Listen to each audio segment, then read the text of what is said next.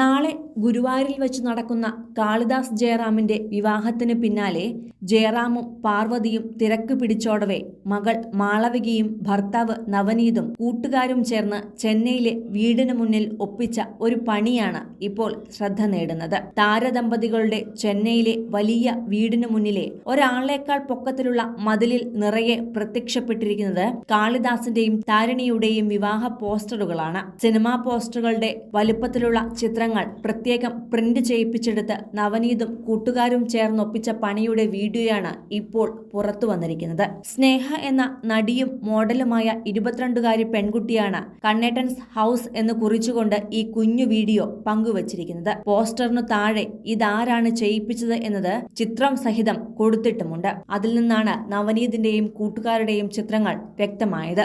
ഇതിനു പിന്നിൽ ചേട്ടന് പണി കൊടുക്കാൻ എപ്പോഴും മുന്നിൽ നിൽക്കാറുള്ള മാളവികയുടെ കരങ്ങളും ഉണ്ടെന്നും വ്യക്തമാണ്.